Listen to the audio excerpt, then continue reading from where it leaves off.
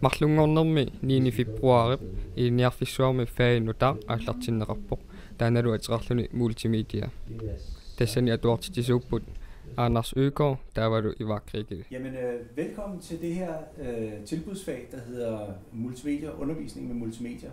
I skal lære at lave undervisningsmateriale, hvor I bruger multimedia. Altså det kan være en præsentation af indgangen til et nyt fagområde.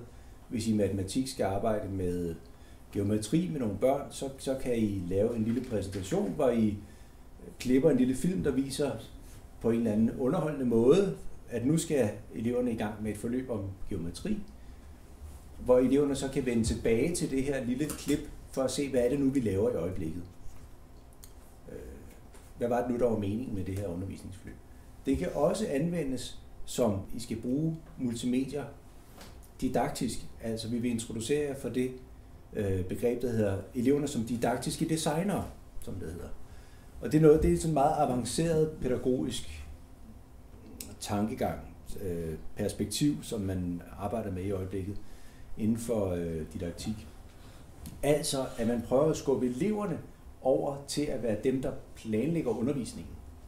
Multimedierne her kan anvendes til, at I præsenterer et undervisningsforløb for eleverne, men det kan også anvendes til, at eleverne fortæller om et fagligt indhold.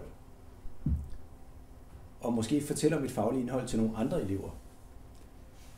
Altså, hvis I har været igennem et forløb i 3. klasse om et eller andet matematik, fagligt indhold, så kan hele undervisningen kan bygges op om, at de her elever, de her børn, skoleelever, de skal fortælle deres forældre om, hvordan geometri er en del af hverdagen, eller hvordan er en maskine er bygget, eller hvad det nu kan være. Og så er det jo i virkeligheden dem, der bliver didaktikere, dem, der bliver didaktiske designer, fordi de skal planlægge, hvordan deres forældre, deres bedsteforældre, lærer at bruge en iPad, for eksempel. Eller lærer at bruge et eller andet. Og der kan ligge en stor læringsmæssig gevinst i at arbejde med eleverne som didaktiske designer. Man lærer meget af selv at skulle undervise. Og det er den pointe, som vi også prøver at få med i det her tilbudsfag.